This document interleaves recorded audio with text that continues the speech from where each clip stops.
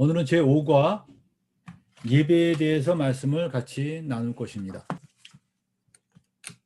여러분들, 우리는 거의 매주에 예배 드리고 가정 예배 드리고 많은 예배를 드립니다. 근데 정말 예배가 어떤 의미를 갖고 있는지에 대해서, 그리고 예배가 무엇인가에 대해서 오늘 이 시간엔 배우고자 합니다. 먼저 우리 성경에 보면 예배가 이 두 가지 의미로 나오고 있습니다. 하나는 프로스키네오라는 단어를 사용하는데, 이 프로스키네오는 바로 엎드리다라는 뜻이 있습니다. 엎드리다. 영어로 보면 워십으로 번역이 되는데, 우리가 매주일 형제들과 이렇게 모여서 드리는 예배가 바로 이 프로스키네오죠. 하나님에 대해서 공경을 표하는 것입니다. 그래서 여러분들, 이스라엘 백성들은 실제로 구약에 보면 하나님께 경배 드릴 때 진짜로 엎드렸어요. 땅에 진짜로 엎드려서 하나님을 경배하고 찬양하고 이런 일을 했습니다. 그리고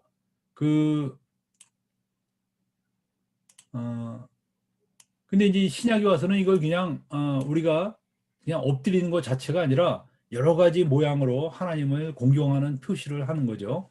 찬양을 한다든가 하나님께 시와 찬미를 드리거나 이런 식으로 우리가 하나님께 경배하는 것을 표현합니다. 하나님을 정말 공경하고 하나님을 경외한다는 것을 이렇게 표현하죠.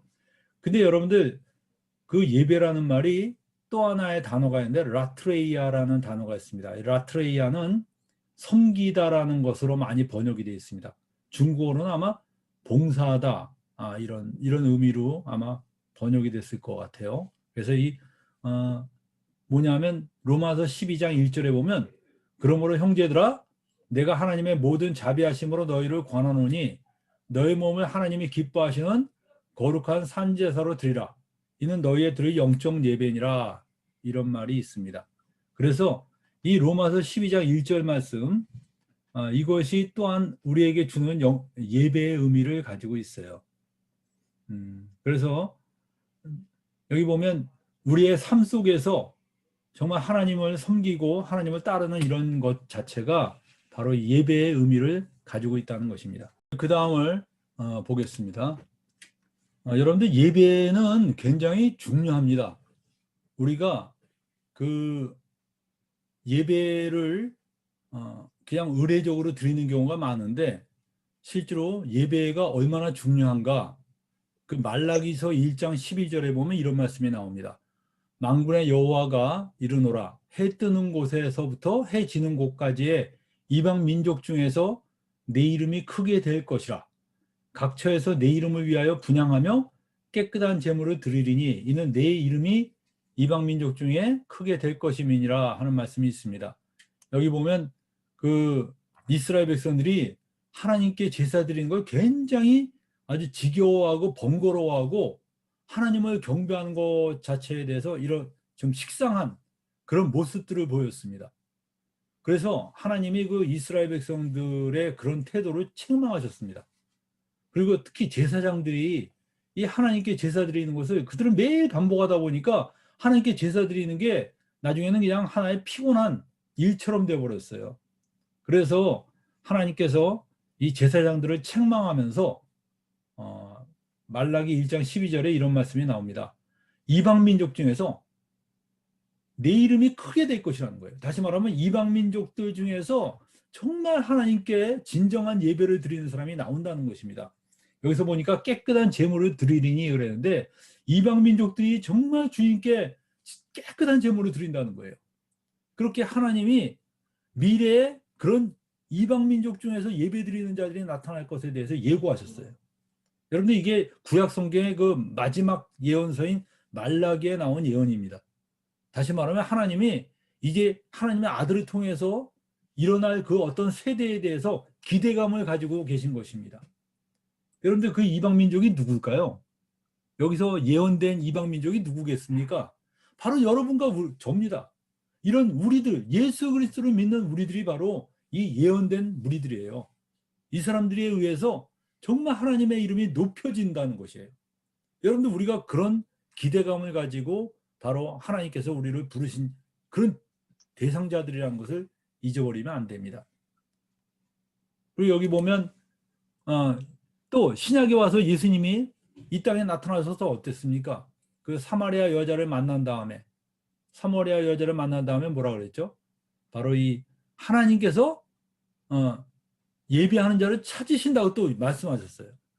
말라기에서는 이런 예배하는 자가 나타날 것이다 라고 말씀하셨는데, 신약에 와서는 예수님이 아예 직접 이방인들을 향해서, 그 이방인 사마리아 여자가 이방인 아닙니까? 그 이방인 여자한테 뭐라 그랬어요? 요한복음 4장 23절에 보면 아버지께 참되게 예배하는 자들은 영과 진리로 예배할 때가 오나니 곧 이때라. 아버지께서는 자기에게 이렇게 예배하는 자들을 찾으시느니라 그랬어요.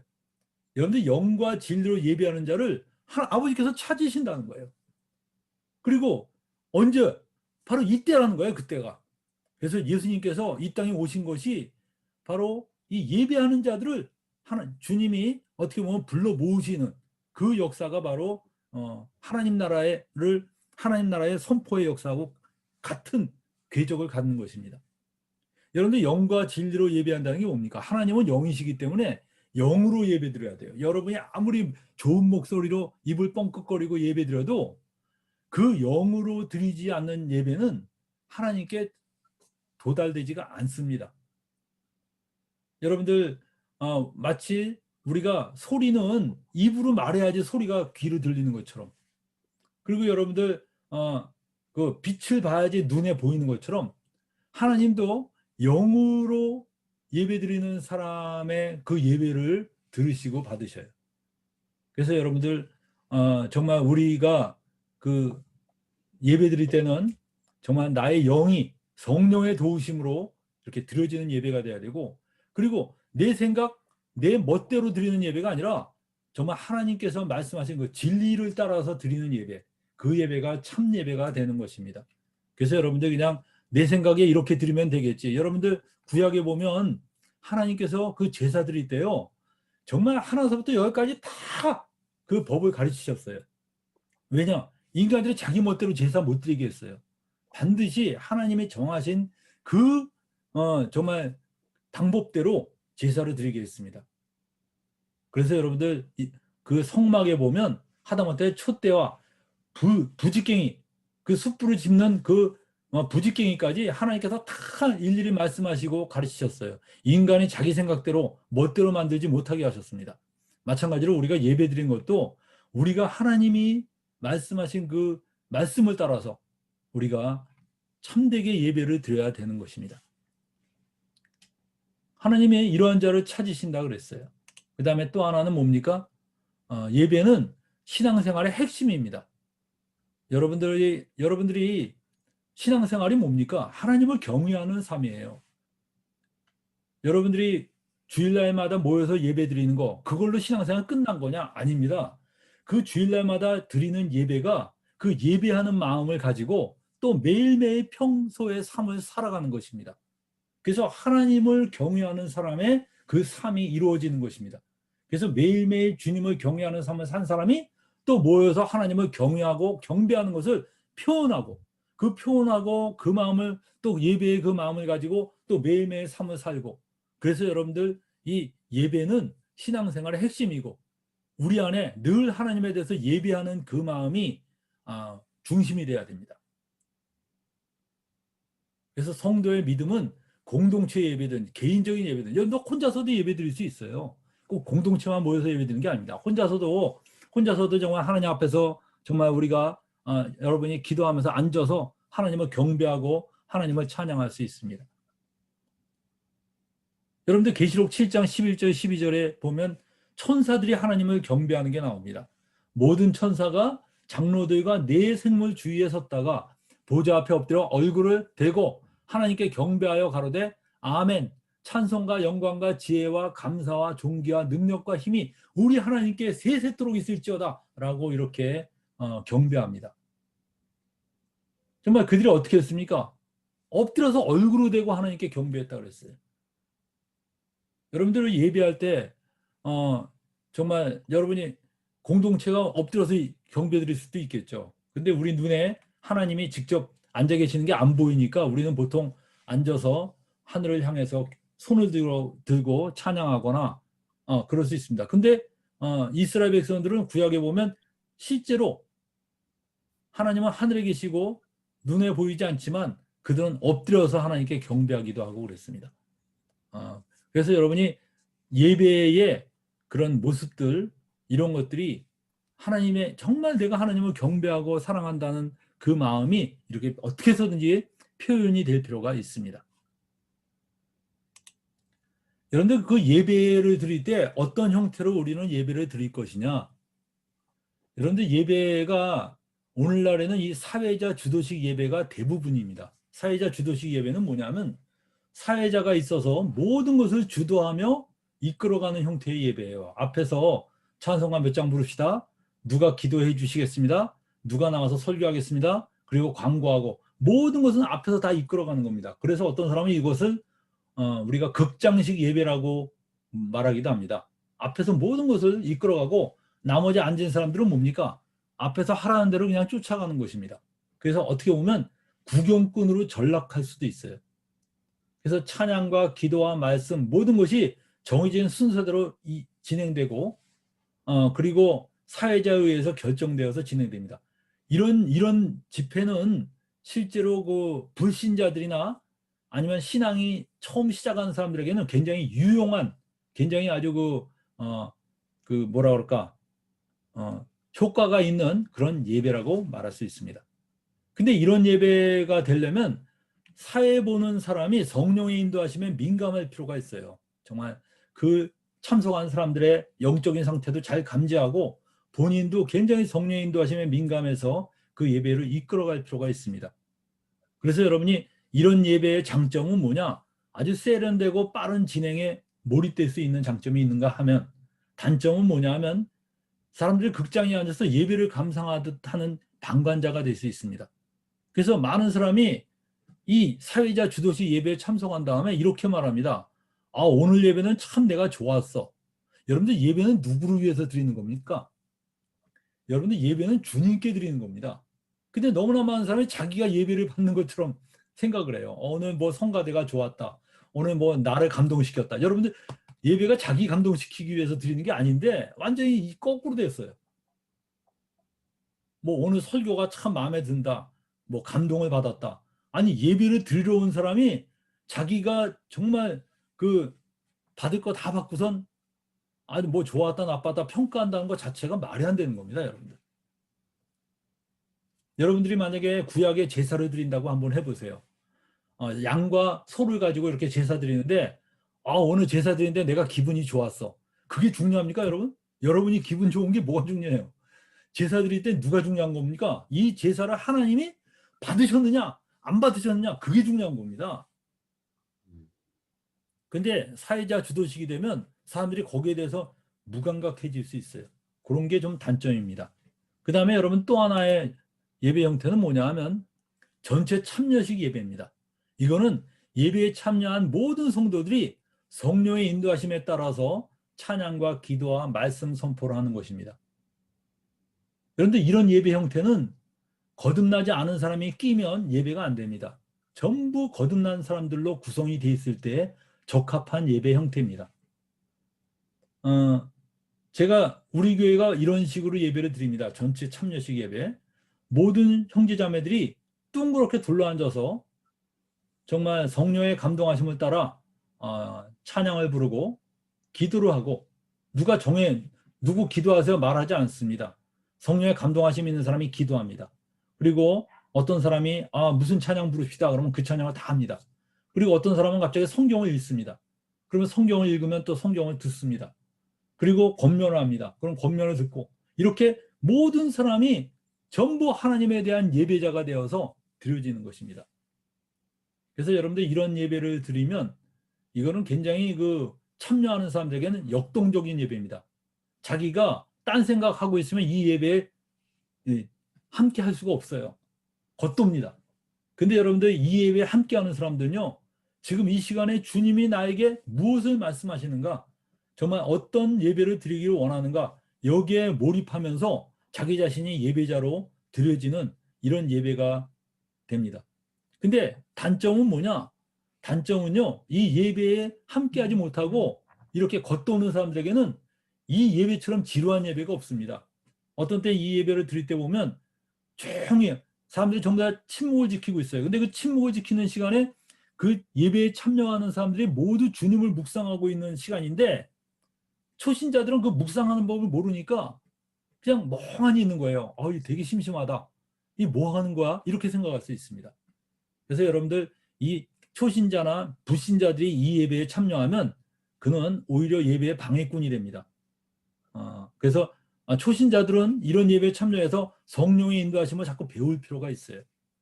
제가 여러분들 20년 전에 중국에 갔을 때는 중국의 교회들이 대부분 바로 이런 식의 예배를 드렸습니다. 보니까 이렇게 예배 드리는데요, 갑자기 저쪽에 한 형제가 일어나서 막 이렇게 기도하더라고요. 기도하니까 막 뜨겁게 아멘 하면서 응답을 합니다. 그리고 갑자기 한 사람이 노래를 부릅니다. 노래를 부르니까 또 나머지 사람이 다 쫓아서 노래를 불러요. 그래서 여러분들 이렇게 기도하고 찬양하고 기도하고 찬양하고, 그리고 말씀을 이렇게 읽고, 이런 식으로 예배가 진행이 되더라고요. 근데 그 예배가 진행되는 거에 중심이 누구시냐? 바로 하나님이십니다. 예수 그리스도가 그 예배의 중심이에요. 사람들이 주님을 높이고 경배하고 찬양하고 있는 것입니다.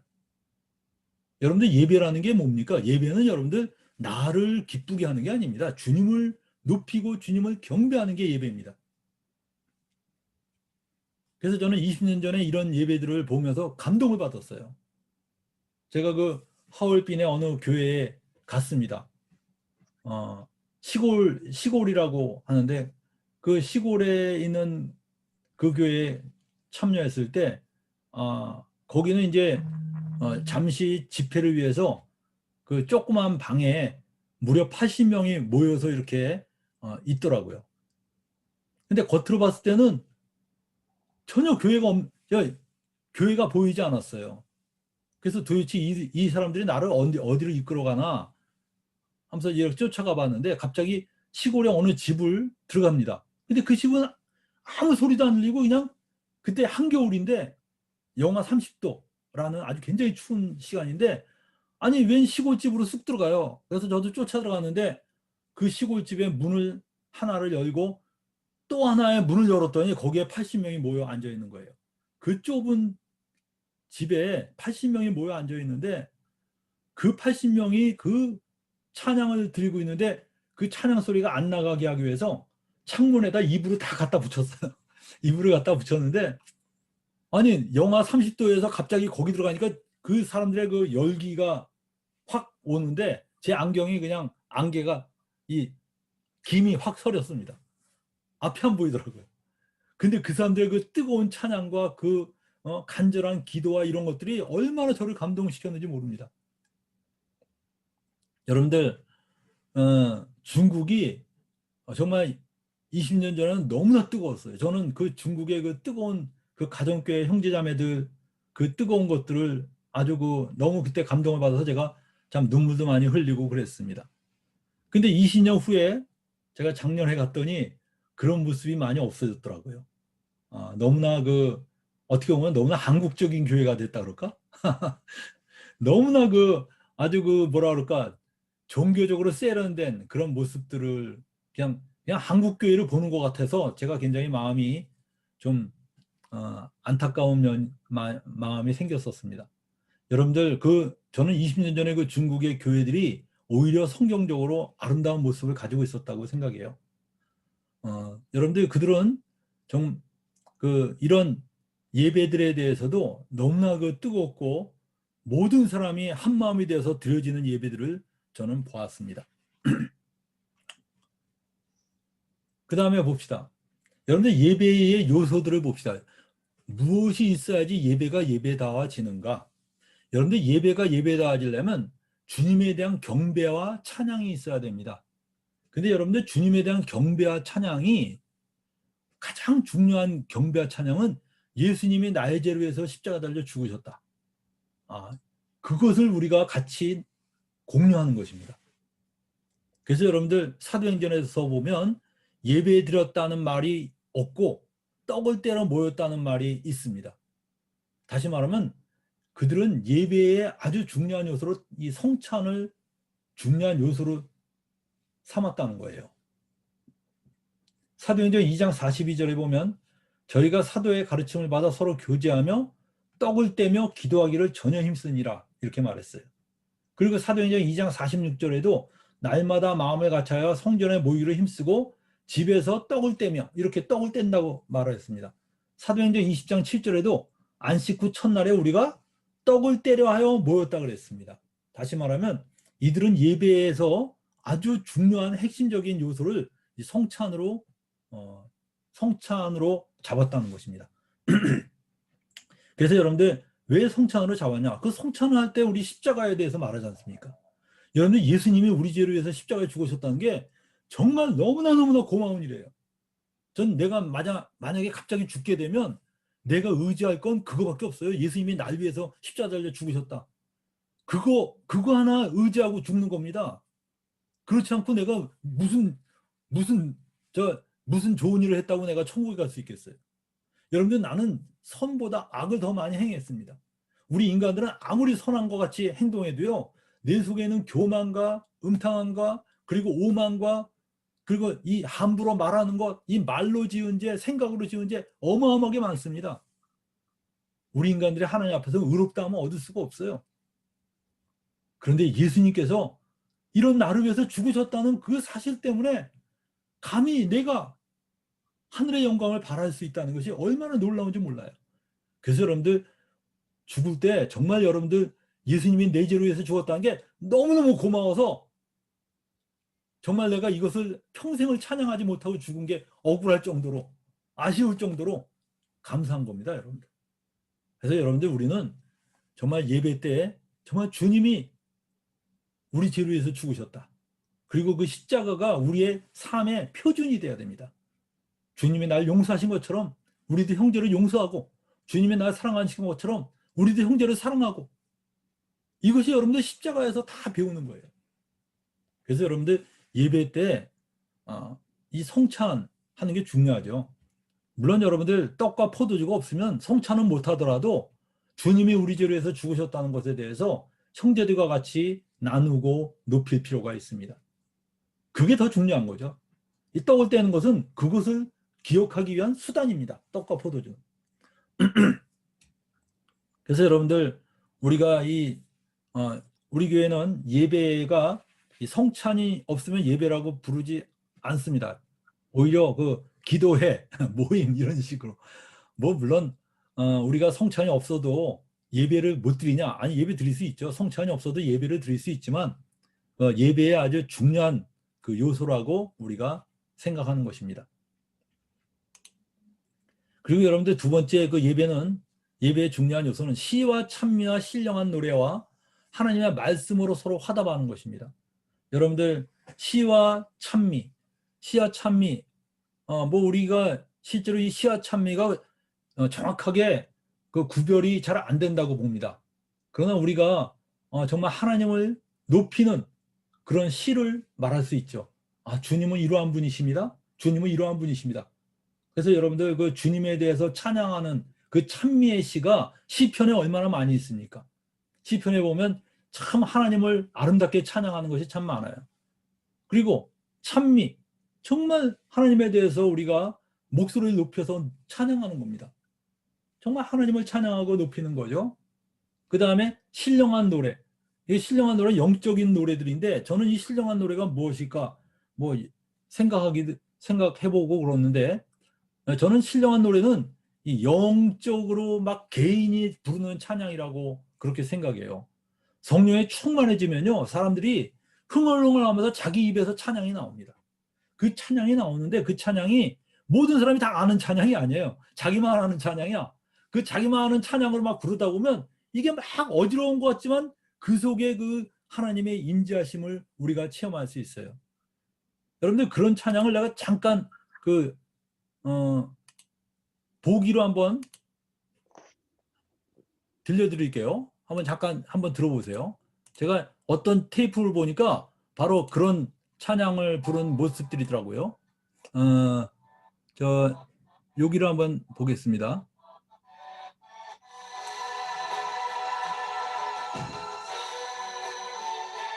여기서 이렇게 찬양을 드리죠, 하나님께.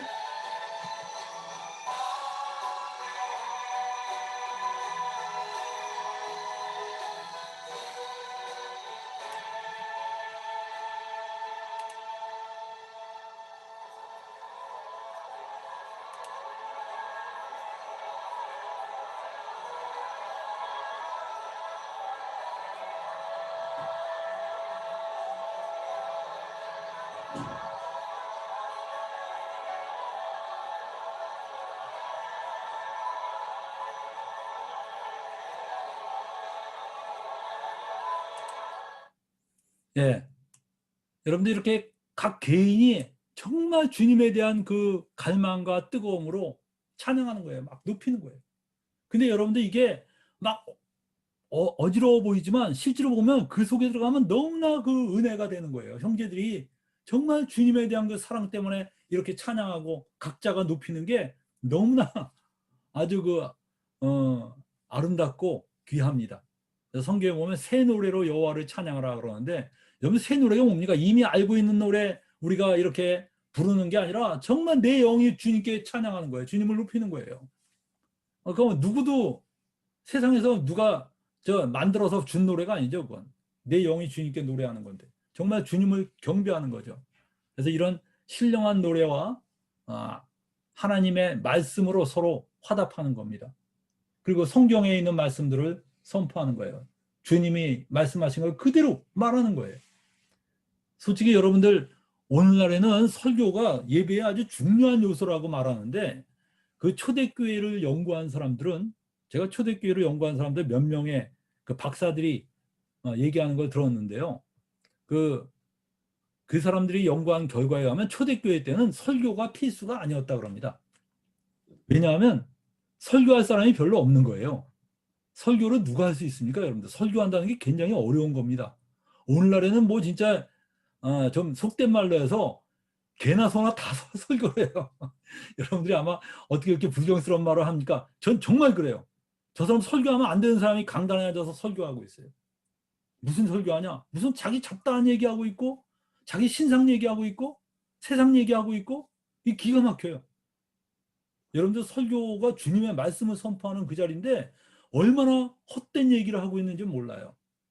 중국은 거의 안 그럴 것 같은데 이 한국에는요, 정말 그런 사람들이 너무 많아갖고 깜짝깜짝 놀랍니다. 목사님 공경할 거나 얘기하고 있고, 정말 이 사람들이 너무나 기가 막힌 말들을 많이 하고 있어요. 그런데 여러분들 그 설교보다 차라리 하나님 말씀을 그냥 그대로 읽는 게 어떤 때는 훨씬 더 은혜롭고 예배에 도움이 될 때가 있습니다. 여러분들 설교 못하는 사람 설교 들어주는 것도 큰 고역입니다. 제가 너무 과장했습니까? 여러분들 설교 못하는 사람이 횡설수설하면서 그거 한 시간 동안 횡설수설 해봐요. 그거 여러분 듣는다는 게 엄청 집중력이 필요하고, 듣고 난 다음에 지쳐요, 지쳐, 영이. 그래서 끝나고 나면 아주 그냥 오늘 예배를 드린 건지 뭘 한 건지를 모릅니다. 어떤 사람은 뭐 자고 있어요. 이건 도대체 그 하나님께 드려지는 아름다운 예배가 다 깨져버립니다. 여러분들 그 가르침은 중요합니다. 여러분들 말씀을 가르치고 배우는 건 중요한데, 그것은 여러분들 예배 시간이 아닌 시간에도 가능합니다. 여러분들 지금 이 시간 예배 시간 아니잖아요. 예배 시간 아닌데 지금 말씀 배우잖아요. 얼마든지 가능해요. 근데 여러분들 예배 때는 설교 없어도 예배가 가능합니다. 그래서 여러분들 전 20년 전에 갔을 때 중국에 가니까 중국 형제들이 이 교회를 개척하는데 전 놀랐어요. 도대체 이 사람들이 한 달 만에 교회를 한 달만 어느 동네에 들어가면 한 달 만에 교회가 세워진대요. 야, 참 한국에서 볼 수가 없는 그런 광경이죠. 얼마나 그들이 뜨거운지, 그 자매 두 명이 그냥 동네 한번 들어가면 그 동네 교회가 세워지는 거예요. 어떻게 그럴 수가 있을까? 그때 성령의 역사가 대단했습니다, 여러분들. 근데 뭐 형제들이 가서 말씀을 증거하면 막 거기서 교회가 세워지고, 복음을 증거할 때마다 사람들이 예수님을 믿고 교회가 세워지는 거예요. 형제자매 아주 뭐 가리지 않고 자매 둘이 가서 교회를 세운 데도 있고 형제들이 가서 교회 세운 데도 있고 막 사방에서 교회가 세워지는데 야, 참 대단합니다. 여러분들 그 부흥의 열매가 바로 여러분들입니다. 여러분들이 바로 그 부흥의 그 열매로서 여러분들이 다 예수 믿은 거예요. 근데 그들이 그렇게 막 복음을 전했지만 설교할 능력은 없었습니다. 왜냐하면 성경을 많이 배운 적이 없거든요. 지금 예수 믿은 지 6개월밖에 안 된 사람이 무슨 설교를 합니까? 그러다 보니까 설교 없이 예배를 드렸어요. 그래도 얼마나 은혜로웠는지 몰라요. 오늘날 오히려 신학교 나와서 내가 신학교 나왔다는 그 이유 하나로 사람들한테 마치 설교할 권리가 있는 것처럼 마이크 잡는 게 오히려 여러분들 그게 더 위험할 수 있습니다. 저는 여러분들이 설교하지 말라는 게 아닙니다. 그리고 우리가 여러분들께서 설교하고 메시지하는 걸 이렇게 이렇게 낮추고자 하는 게 아닙니다. 귀중해요. 귀중한데 예배의 필수 요소는 아니라는 것입니다. 이 설교가 필수 요소가 된 것은 AD 300년 이후에 로마의 기독교가 국교화되면서 마치 설교가 예배의 중심인 것처럼 그렇게 변하기 시작했다고 합니다. 그리고 나중에 종교개혁자 칼빈 같은 분들이 하나님의 말씀의 중요성을 강조한 나머지 예배에서 말씀 듣는 것을 가장 중요한 것으로 이렇게 간주를 했어요. 그러다 보니까 이 설교가 마치 아주 그 교회 예배의 아주 중심이 돼 버렸어요. 그러나 여러분들 초대교회 때는 예배의 핵심은 설교가 아니라 시와 찬미와 신령한 노래와 그리고 성찬이었습니다. 그 사실을 여러분이 기억하고 정말 이 교회에다 한번 적용을 해보세요. 그래서 우리 교회 형제들이 성찬, 우리 교회는 그래서 예배를 이게 두 개로 나눕니다. 앞에는 성찬 예배를 통해서 그렇게 전체가 참여하는 예배를 합니다. 다 같이 찬양하고 주님을 높이고 기도하고 이런 예배를 드리고, 그리고 그 예배가 끝난 뒤에 일반 예수 안 믿는 사람들도 교회당에 올 수 있으니까 그런 사람들을 위해서 일반 예배로 따로 분리해 갖고 이렇게 사회자가 이끄는 그런 예배를 따로 아예 드립니다.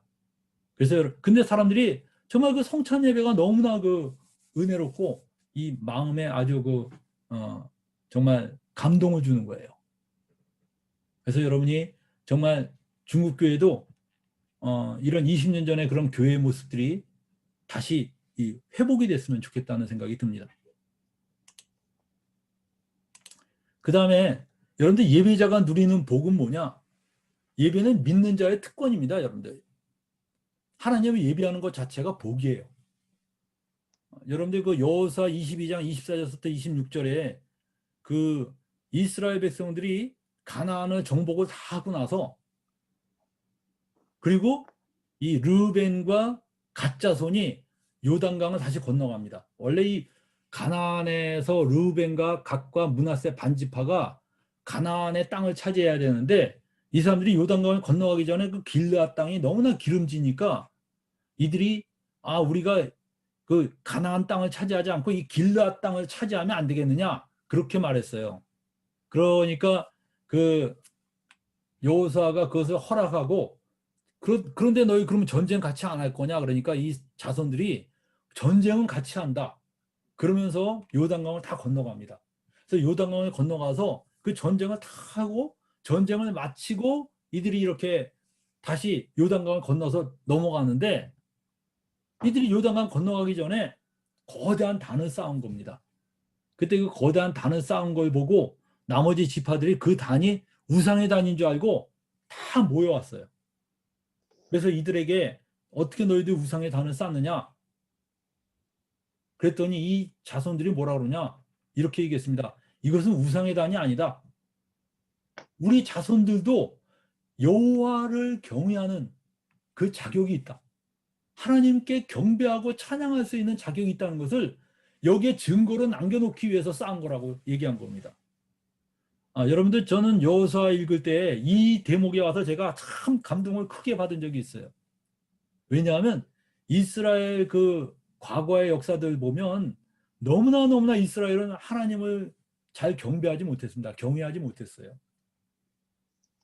그런데 이들이 이렇게 하나님을 경외하기 위해서 자기들의 모든 것을 정말 그 쏟아붓고 하나님 외에 하나님 하나님만 있으면 모든 것이 형통하는구나. 이걸 이들이 정말 가나안 정복하면서 아주 뼈저리게 느낀 거예요.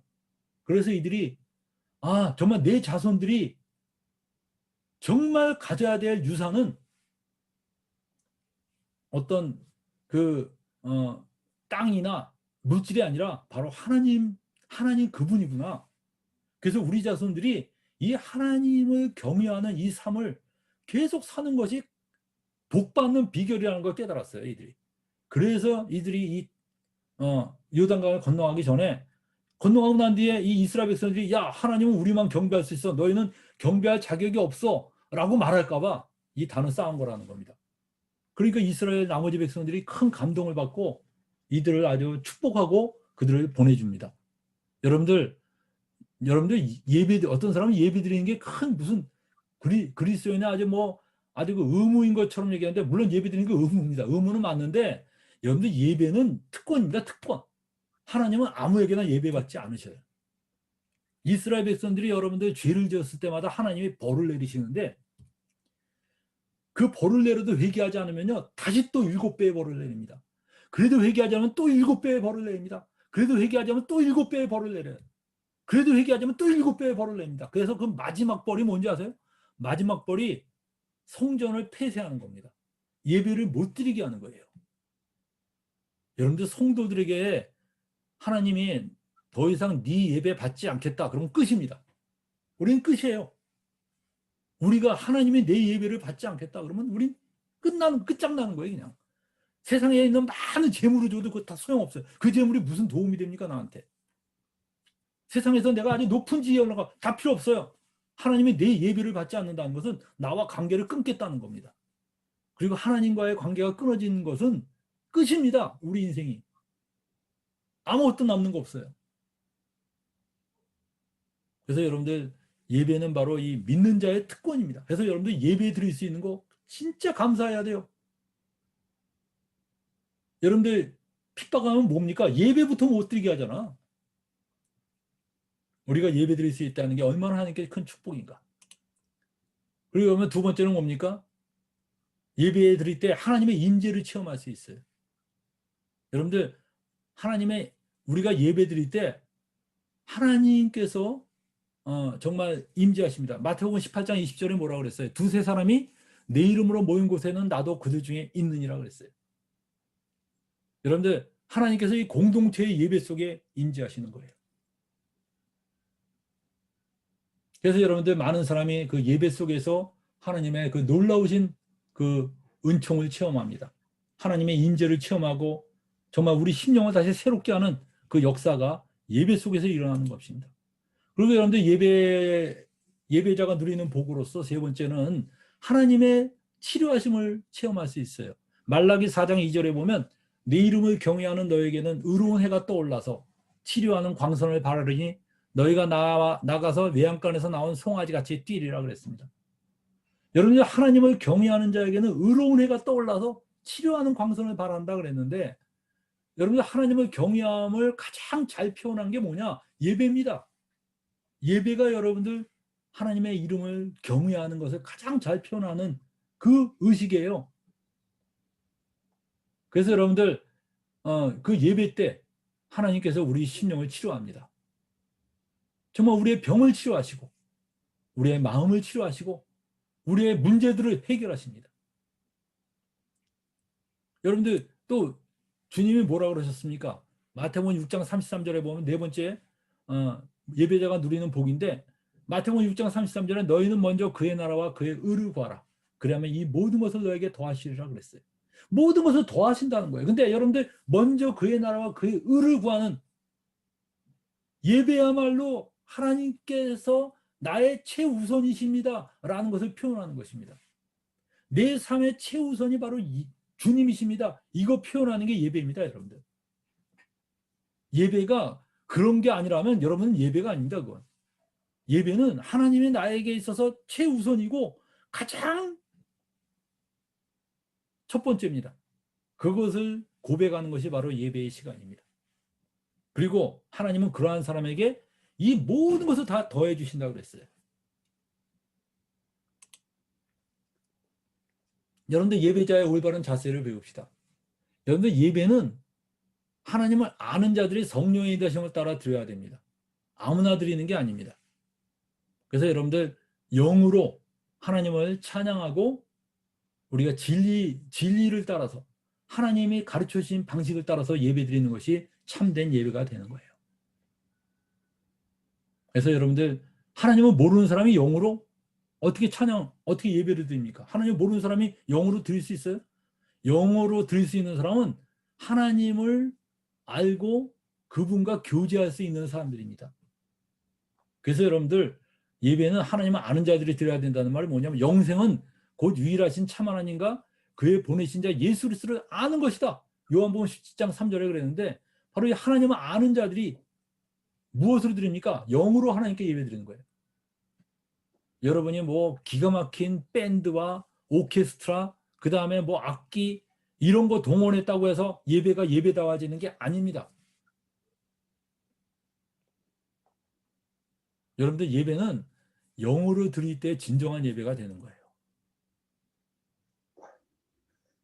그 다음에 두 번째는 예배는 나를 위한 게 아니라 하나님을 위한 것이 돼야 됩니다. 이거 굉장히 중요한 너무나 당연한 얘기인데도 불구하고 오늘날에 많은 사람이 예배를 자기를 위해서 드리고 있어요. 아, 오늘 예배가 날 기분 좋게 했어. 아, 오늘 예배 참 좋았어. 오늘 예배 참 나빴어. 여러분들 오늘 예배 참 좋았어 나빴어 이런 말은 굉장히 건방진 말입니다. 여러분들. 아니 오늘 예배가 좋았는지 나빴는지 그게 왜 중요한데요? 그 예배가 오늘 예배가 주님께 드려졌느냐 내가 드린 그 예배가 하나님께 기쁘게 받아들여졌느냐 받아들여지지 않았느냐 그게 중요한 거지. 아 오늘 예배 참 내가 좋았어. 예배를 여러분에게 드린 겁니까? 여러분들 예배는 하나님이 중심이 돼야 됩니다. 느헤미야에 보면 느헤미야가 백성들에게 백성들이 모여서 이 모임을 가졌습니다. 집회를 가졌는데 그때 그 에스라가 율법을 읽으니까 백성들이 자기 죄가 드러나니까요. 막 눈물을 흘리면서 회개를 했어요. 그때 느헤미야가 뭐라 그럽니까? 슬퍼하지 말라는 거예요. 이날은 주님의 날이니 주님의 성일이니까 근심하지 말고 하나님을 기뻐하라는 거예요. 여러분들 너희 감정에 충실하지 말라는 거야. 하나님 중심으로 생각하는 거야. 하나님 중심으로 생각해라. 여러분들 찬양을 부를 때 어떻게 부릅니까? 사람들 예배 때 찬양 선곡하는 거 보면요. 정말 하나님을 경배하고자 하는 찬양이 아니라 자기 기분에 어울리는 찬양을 선곡합니다. 예를 들면 어떤 사람이 자식이 속을 썩였어요. 자식이 속을 썩였는데 예배를 딱 참석합니다. 자, 어떤 찬양을 부를까요? 여러분들 예배는 주님을 높이는 거예요. 근데 이 사람이 어떤 찬양을 부르냐면 자기 마음에 위로받고 싶으니까 이런 찬양을 부릅니다. 이 세상에 근심된 일이 많고 참 죽을 일 쌓였구나. 여러분들 그 찬양 참 은혜로운 찬양입니다. 저도 참 좋아하는 찬양인데 그러나 그건 예배곡이 아닙니다. 여러분들. 그건 예배곡이 아니라 어떤 집회 때나 아니면 우리가 고백할 때 부르는 찬양이지 예배 때 드리는 거는 주님을 정말 높이는 거예요. 예배 때는. 내 감정에 충실한 게 아닙니다. 여러분들 한번 물어봅시다. 여러분들 만약에 부부싸움을 했어요. 여러분이 막 부부싸움을 해갖고 정말 완전히 마음에 다운이 됐어요. 근데 여러분 집에 굉장히 귀중한 분이 여러분 집에 찾아왔어요. 정말 아주 귀한 손님이 여러분에게 갑자기 오늘 지나가다가 생각이 나서 들렀다는 거예요. 너무 황송한 분이에요. 그분은 아주 그러니까 세상적으로도 굉장히 높은 사람이고 정말 대단한 사람이 여러분 집에 갑자기 들어왔다 그래 봐요. 그럼 여러분 어떻게 맞이합니까? 예? 인상을 쓰면서 맞이해요? 아니면 갑자기 싸운 거 싹 내려놓고 웃으면서 맞이합니까? 어떻게 맞이해요? 웃으면서 맞이하죠? 왜 그렇습니까?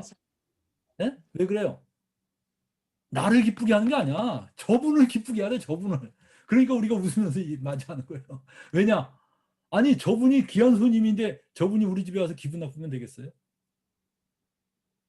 여러분들 예배도 마찬가지입니다. 예배는 내 기분 맞추는 게 아니에요.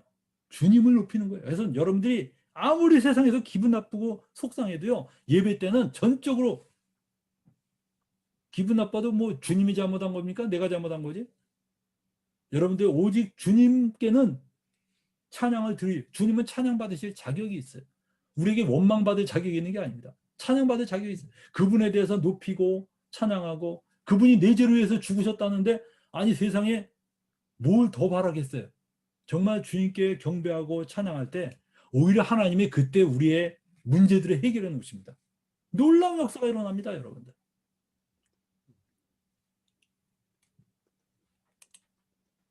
여러분들 예배자는 온 마음을 다해서 드리는 거예요, 예배 때. 여러분들 하품하면서 졸면서 드리는 게 예배가 아닙니다. 여러분들 말라기에 보면 하나님이 이렇게 말씀하십니다. 내 이름을 멸시하는 제사장들아, 나 만군의 여호와가 너에게 이르기를 아들은 그 아비를, 종은 그 주인을 공경하나니 내가 아비일진데 나를 공경함이 어디 있느냐? 내가 주인일진데 나를 두려워함이 어디 있느냐? 하나 너희는 이르기를 우리가 어떻게 주 이름을 멸시하였나이까 하는도다. 너희가 더러운 떡을 나의 단에 드리고도 말하기를 우리가 어떻게 주를 더럽게 하였나이까 하는도다. 이는 너희가 주의 성은 경멸히 여길 것이라 말함을 이남이라. 여러분들 그 당시 제사장들이 얼마나 하나님에 대해서 정말 그 형편없는, 너무나 그 의례적이고 지루해하는 그런 제사를 드렸는지 몰라요. 여러분들 오늘날에도 우리가 소위 교회의 중직을 맡고 있다는 사람들이 오히려 예배를 너무나 그 형식적이고 의례적으로 드리는 그런 모습들이 이 제사장들의 모습하고 다를 바가 없다고 생각합니다. 그때 하나님이 뭐라고 그러셨는지 알아요? 이 제사장들에게 너희가 더러운 떡을 나의 단에 드렸다 그랬어요. 여러분 이들이 정말 흥 묻은 떡을 드리는 건 아닐 겁니다. 근데 성의가 없는, 정말 관심도 없는 그런 제사를 드린 것을 주님이 뭐라냐? 더러운 떡을 나한테 드렸다는 거예요. 여러분들이 만약에 어느 집에 갔는데 여러분에게 대접하겠다고 떡을 하나 줬어요. 근데 떡을 보니까 곰팡이가 쓸었어. 그럼 곰팡이 쓸은 떡을 받으면 어때요? 기분이. 그래도 안 준 것보다 낫습니까? 아니면 안 주는 게 낫습니까? 안 주는 게 낫죠. 어떻게 여러분들 곰팡이 쓴 떡을 차라리 안 주는 게 낫습니다. 마찬가지입니다, 여러분들. 오늘날에 많은 사람이 예배 드린답시고 와서요, 그냥 막 드리기 싫은 거 억지로 앉아서 그냥 하품하면서 머리 긁적이면서 그냥 한숨 푹푹 쉬면서 예배 드리고 있어요. 여러분들 하나님이 그래도 너 딴 데 안 가고 앉아서 예배 드리니까 고맙구나라고 생각할 것 같습니까? 절대 아닙니다, 여러분들. 하나님이 뭐가 아쉬워서 여러분들 그렇게 예배를 이렇게 마치 구걸하듯이 받으십니까? 절대 아닙니다, 여러분들. 구약에 보면요, 하나님께서 이렇게 말씀하셨어요. 누가 성전문을 닫아줬으면 좋겠다 그랬어요. 이사야서 보세요. 누가 성전문을 닫아줬으면 좋겠다. 저 사람들 좀 안 보게 해달라. 여러분들 예배 드릴 때 세상 염려하고 억지로 드리고 잡념 품고 졸고 불성실한 태도로 드리고 판단하는 태도로 드리고 이런 게 전부 다 하나님께 더러운 떡 드리는 거하고 똑같아요. 여러분들 한번 물어봅시다. 예배를 드리는데 그래서 어떤 사람이 이렇게 다리를 꼬고 앉아서 커피 마시면서 예배를 드려요. 그 옳아요, 틀려요? 아마 여러분들은 아유 저 예배를 어떻게 저렇게 드리나 이렇게 생각할 거예요. 근데 그거를 보고 어떤 사람이 화가 났어요. 저 사람 어떻게 예배를 저렇게 형편없이 드리냐? 저렇게 예배 드리니까 하나님이 정말 예배를 받으시겠냐? 속상하지. 그렇게 이 사람이 그 사람에 대해서 아주 이 판단하는 마음으로 1시간 내내 예배 드렸고, 이 사람은 커피 마시고 다리 꼬고 앉아서 커피 마시면서 하나님을 묵상하고 예배 드렸어요. 여러분 누가 더 예배를 불경스럽게 드린 겁니까? 커피 마신 사람이에요? 여러분들 진짜 불경스럽게 드린 사람은요, 그 남을 판단하느라고 그냥 속상해하면서 1시간 내내 그 사람 미워한 그 사람이 하나님께 더러운 떡을 드린 거예요. 여러분들 그 사람이 커피 마시면서 들이든 다리 꼬고 앉아서 들이든 그건 내가 판단할 게 아닙니다. 그 사람이 물구나무 서서 들이든 그건 내가 관여할 바가 아니에요. 문제는 내가 하나님 앞에서 제대로 된 예배를 드려야 돼요. 예레미야서 5장 1절에 뭐라고 나왔는지 아세요? 하나님이 예레미야에게 이렇게 말합니다. 네가 예루살렘 성을 돌아다니면서 정의와 진리를 행하는 자를 한 명이라도 발견하면 내가 이 예루살렘 성을 용서하겠다 그랬어요. 그 한 명이 없어서 예루살렘이 망했어요, 여러분들. 여러분들 만약에 교회 안에 진짜 예배드리는 사람이 한 명조차도 없으면 그 교회는 더 이상 교회가 아닙니다. 그것은 그냥 인간 집단이고 종교 집단이에요. 사이비 집단입니다, 그냥. 이단하고 다를 바가 하나도 없어요. 근데 그 한 명이라도 진짜 예배드리는 사람이 있으면요, 그 교회는 하나님의 교회고 살아있는 교회입니다. 근데 여러분이 그 한 명이 돼줘야 돼요. 여러분이 그 한 명이. 여러분이 남 판단하느라고 예배 못 드리는 것은 진짜 이런 어리석기 그지없는 것입니다. 남 판단할 때가 아니에요. 이 예배만큼은 전적으로 내게 주어진 몫이라고 생각하고 온 마음을 다해서 하나님께 드려줘야 됩니다. 그런데 예배자의 삶이 어때야 됩니까? 우리는요, 예배 드린 것으로 끝나면 안 되죠. 그 예배하는 그 예배자로서의 마음을 가지고 우리의 일상생활을 또한 해야 됩니다. 그래서 여러분들 종종 그런 말을 하죠. 삶이 곧 예배다. 저는 그 삶이 예배다 그래서 또 예배에 참석 안 하고 삶 자체만 잘 살면 된다 이렇게 말하는 사람도 잘못된 생각을 갖고 있는 사람입니다. 그 사람들 어떻게 보면 신앙을 잘 모르는 사람이에요. 우리가 진짜 성령이 내 안에 계시면요, 삶이 예배가 돼야 되죠, 물론. 근데 정말 하나님에 대한 경배하고 싶어하는 마음이 생깁니다, 여러분. 저는 그 과거에 학생들 데리고 수련회를 갔었는데, 그 수련회에서 얼마나 성령께서 역사하셨는지 애들이 성령 충만해졌어요. 그 수련회가 목요일 날 끝났습니다. 근데 내가 주일날에 예배당을 가고 깜짝 놀랐어요. 애들이 새벽같이 와 있는 거예요.